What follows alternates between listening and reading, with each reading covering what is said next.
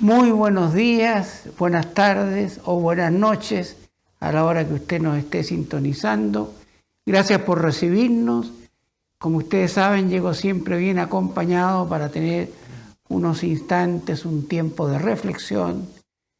Y para eso tome ese catalejo, ese anteojo larga vista que se usaba en la antigüedad para mirar antes, mirar mejor y mirar más lejos, previniendo lo que viene en todo y que tenemos que asumir como ciudadanos de esta tierra y también idealmente para quienes conocen a Dios, ciudadanos también del cielo. En esta oportunidad me acompaña un médico peruano y además siervo de Dios, Pastor Samuel Chávez. Muy bienvenido al programa Catalejo. Muchas gracias, para Pastor. Compartir con la audiencia en las 60 ciudades donde llegamos. Muchas gracias. Encantado de estar nuevamente en Chile y conversar con usted.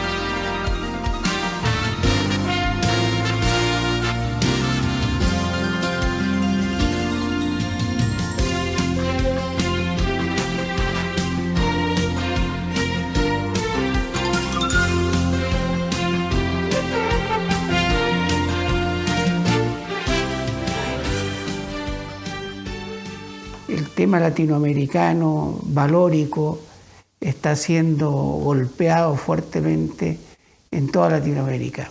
Y creo que Perú es uno de los países en que ha estado más a la vanguardia en el sentido de, con la capacidad de retener una serie de leyes o sacar de las leyes, como digo, excomulgar a Dios de las leyes, que es un absurdo, y sacar todo lo valórico.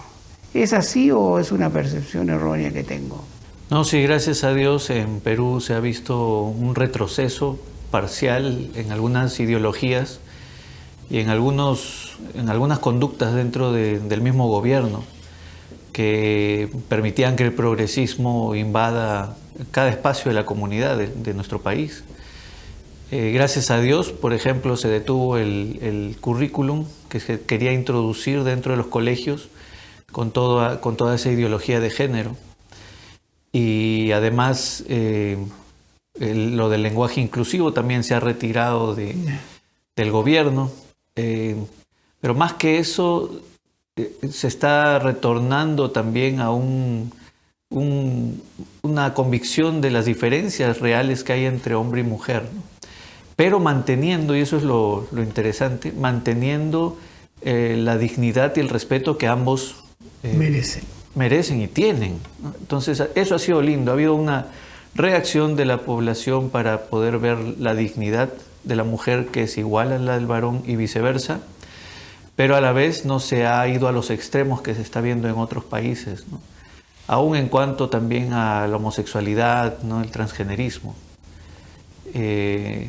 Por lo tanto, sí, Perú se ha mantenido firme en algunos frentes y sabemos que ha sido el cuidado de Dios para nosotros, por su gracia. Claro, y además los he visto que han salido a la calle masivamente a oponerse a esos antivalores y sí, ha habido marchas grandes. Y volver a marchas grandes, masivas. Sí, a favor de la vida, sí. En contra de la legislación para el matrimonio homosexual, ¿no? Que en este caso empezó con la unión civil dentro de Perú.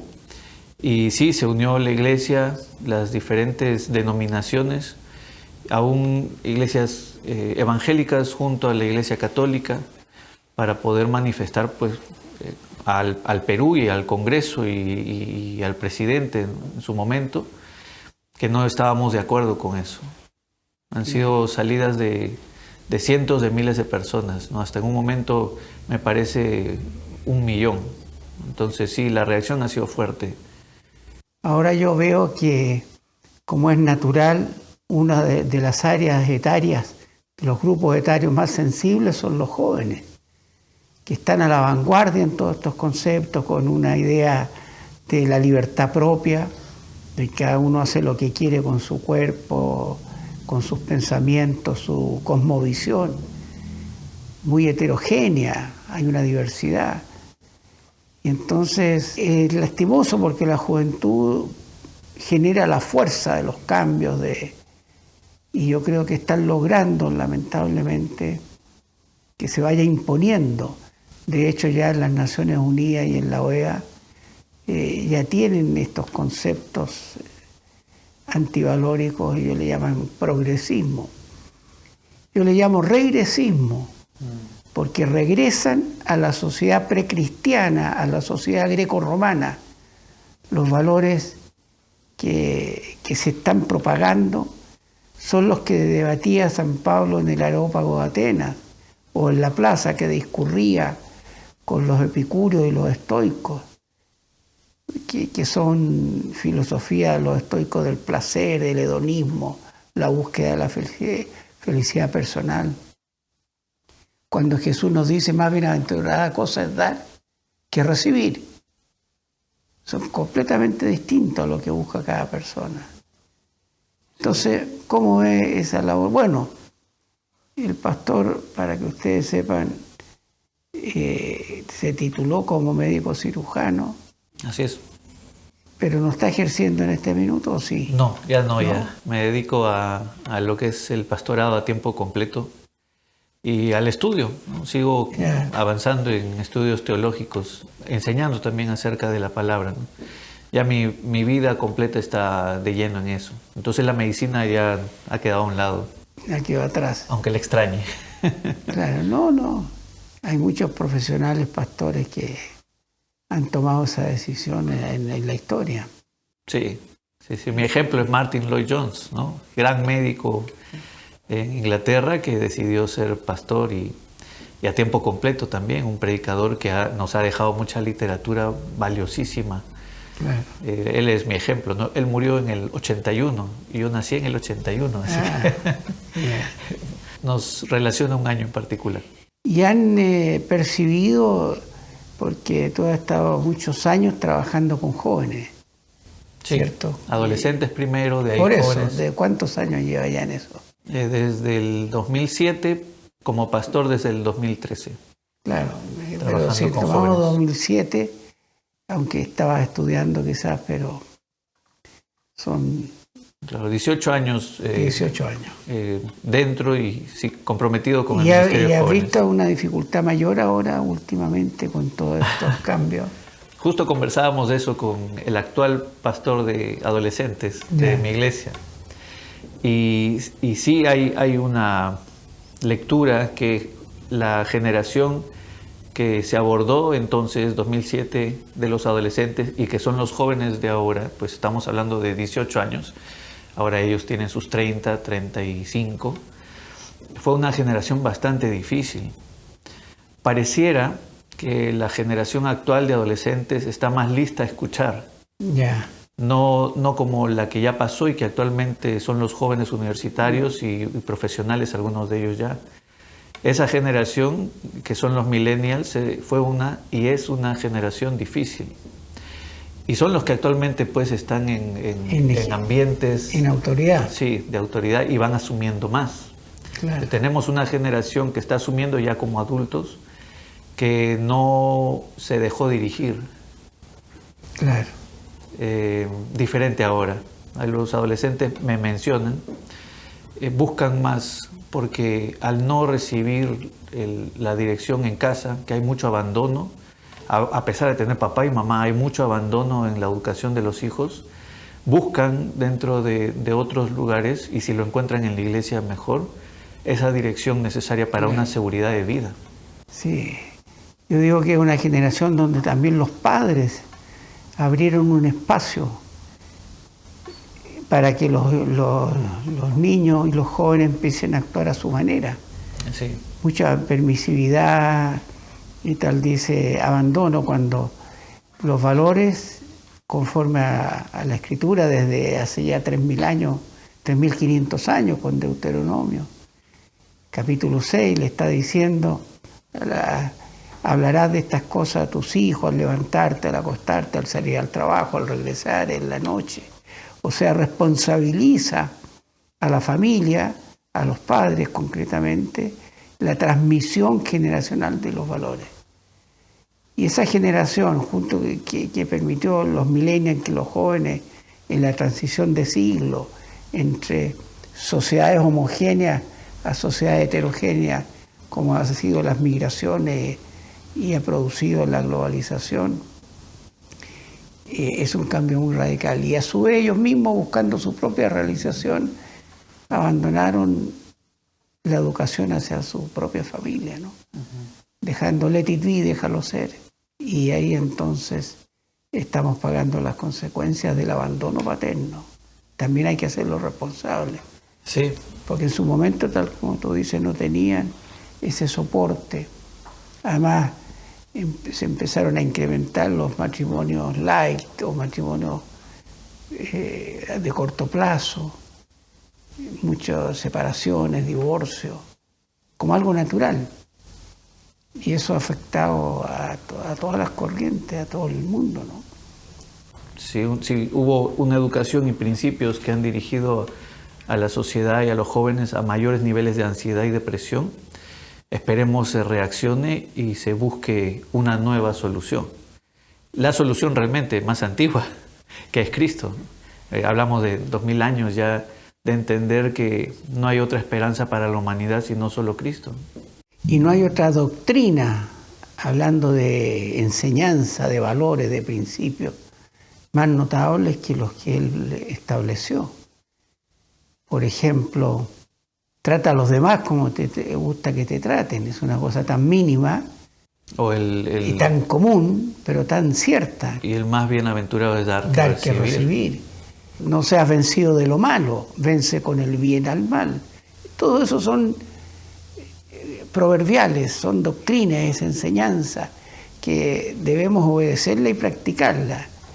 Sí, y aún más, ¿no? Lo que nos menciona en el Sermón del Monte, la confianza plena que debe haber en Dios, no en nuestra propia prudencia, sino que Él es el que al final nos sostiene. Por ello debemos vivir para Él. Cuando la sociedad y el cristiano sale de esa realidad, empieza a confiar más en sus logros o en sus capacidades, ahí viene el declive de cualquier institución, de cualquier familia, de cualquier individuo. Bueno, esos son los tiempos que estamos y hay que asumirlo. Y también quienes lideran en las congregaciones o en general en la vida espiritual de la nación, no hay que decaerse por ese asunto. Es una batalla valórica. No podemos usar la violencia.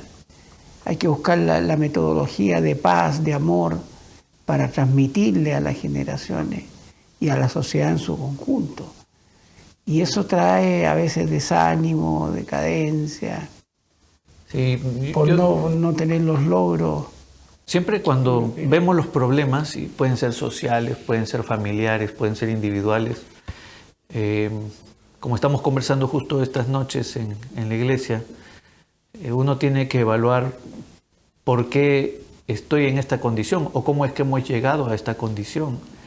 Nunca suceden las cosas por nada. Ha habido una siembra previa y uno cosecha lo que ya sembró. Y en ese sentido uno tiene que revisar su vida y revisar sus hábitos, sean familiares, sean sociales, sean individuales. ¿Qué es lo que me ha conducido a cosechar esto? Sea los problemas mismos en la familia, o sea hijos que no se están dirigiendo de manera correcta, es necesario evaluar.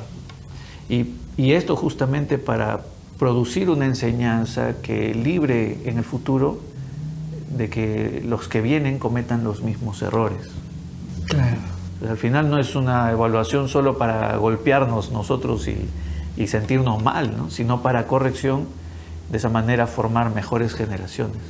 Claro, y también porque la vida en general es difícil, tiene su propia dificultad, ¿no? Así es. Así como las chispas nacen para volar por el aire, si no, no serían chispas, que se desprende una brasa y vuela, es una chispa, le llaman, ¿no?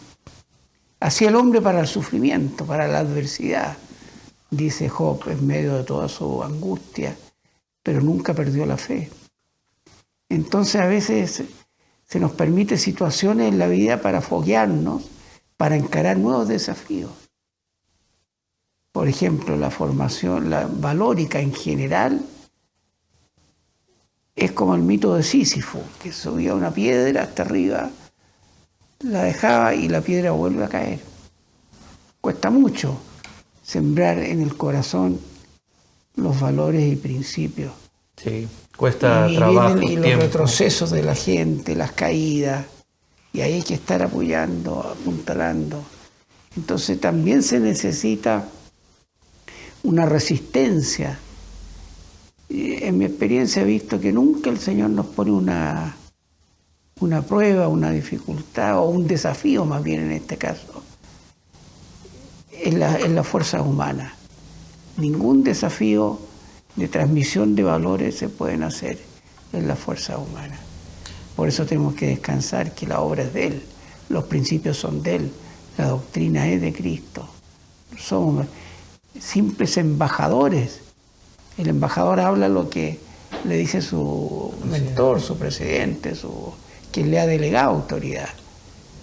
Entonces, no hay nada original, digo yo, en lo que propagamos. Pensando en los resultados actuales en la juventud y viendo que pues hay como una anarquía, ¿no? Cada quien se dirige por su propia cuenta, hay un relativismo, cada quien ve por su propio pensamiento y así se quiere conducir.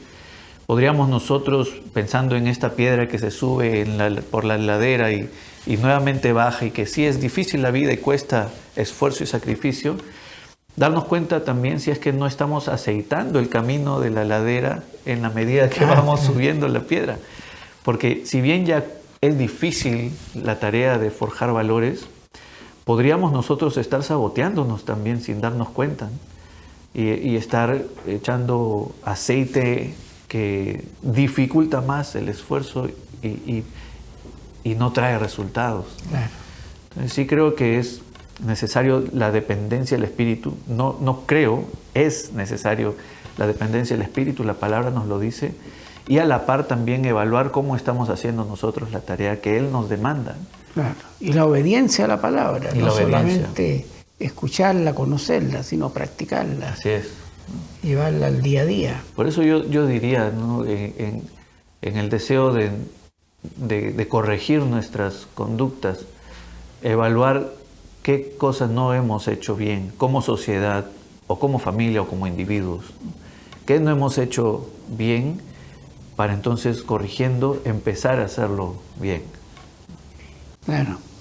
Ahora me trae a la memoria lo que dice Apocalipsis, que exhorta en uno de los mensajes a las 7 iglesias de que si no corrigen su actitud, quitaré el candelero de su lugar. Terrible. Y es terrible. Y Europa fue la que iluminó al mundo. Y se propagó. Ahí estuvo la cuna, ahí se levanta Lutero. Alemania, ¿no? A forjar, a volver al canon escritural bíblico y no a la pompa, al boato, al lujo o a la decadencia espiritual que vivía en aquellos años el cristianismo, desde la misma. Y este movimiento de sacerdotes, como fue todo el movimiento protestante, tenían acceso a la escritura. Entonces veía las contradicciones entre la práctica y lo que decía la escritura. Y de ahí el Señor lo fue levantando. Y hoy día Europa es rector en el mundo en lo antivalórico, donde hay más libertades, entre comillas, donde se deja al hombre a la deriva en el fondo. Y yo creo que ya se quitó el candelero de ese lugar y se ha trasladado al hemisferio sur y más bien a Oriente, donde los chinos, curiosamente, y otros países están multiplicándose en los aspectos valóricos subterráneamente con mucho poder y fuerza. Y pues, la advertencia de Apocalipsis es terrible, pero es real. Real. Es decir, que sí puede suceder que siendo nosotros creyentes, pues se nos sea retirado el candelabro, ¿no? Que es la autoridad justamente para dirigir, para enseñar. Pero también recordamos en la palabra que Dios no apaga el pábilo que humea, ¿no? O sea, Dios puede volver a encender eso, claro. Lo puede hacer, ¿no? Y ahí yo veo la gran esperanza que Dios nos da, de que a pesar de ver errores y consecuencias tristes, hay esperanza de mejoría, hay esperanza de sanidad, hay esperanza de resurrección, hay esperanza, ¿no? Y por ello hay que orar. Sí, tengo esperanza yo siempre de todo puede mejorar en el Señor, ¿no? Todo, absolutamente todo, pero hay que oír su voz y corregir. En uno de mis últimos libros tengo un artículo, un capítulo especial sobre esperanzar, que es un verbo que existe y aceptado por la Real Academia de la Lengua Española, que es sembrar esperanza, como está diciendo, ¿no? Esperanzar, es tiempo a pesar de toda esta dificultad. Y eso los líderes y la gente que está en algún rol de enseñanza hacia otros, hay que tener claro, no desanimarse, la obra es sobrehumana. Así es. No es una obra que se construye con desafíos del hombre, sino que los que brotan del corazón de Dios son los que se logran plasmar y realizar. Y por ello, volver a la dependencia absoluta, claro, del poder de Dios. Como alguna nación lo hizo en su momento, puede volver a ello y ser grande otra vez, como por ahí se dice. Bueno, esa es la gracia del Evangelio que siempre está levantando a la gente. Es claro en los juicios, ¿no? Sí. Es claro en la sentencia, pero hay una palabra que pocas veces se considera o se traduce de otra manera, que es la longanimidad. Y a mí me gusta esa palabra que es media castiza, antigua, del español, porque la misma palabra habla de longanimidad. Es una palabra larga, difícil de pronunciar, pero es una virtud de Dios, que tiene mucha paciencia con nosotros. Aguante. Aguante, que nos espera y nos llama, y como puede estar llamándolo en esta hora usted que está escuchando esta conversación. Capaz que el Señor esté justamente en medio de su aflicción, su angustia, su desolación. Las rupturas conyugales son un dolor muy grande a toda la familia. Sí. Y es un lamentable ejemplo, mal ejemplo hacia las generaciones venideras. Pero a veces son realidades que son insalvables. A veces, lamentablemente. Así, pues entonces es interesante que Dios nos da una nueva oportunidad. El caso más emblemático podría ser el de Jonás, que en desobediencia puso en jaque a toda una tripulación de un barco. Ahí, pastor, pensando la disciplina de Dios, aún contra naciones. Claro. Y la disciplina a veces que vemos en nuestra propia vida o en nuestra familia, y entender que es su amor manifestado hacia nosotros, porque el Padre disciplina al Hijo que ama. Claro. Por lo tanto, si hay momentos de dolor que son consecuencias de nuestros propios pecados y errores, la esperanza se da cuando uno aprecia la disciplina de Dios y entonces corrige sus pasos.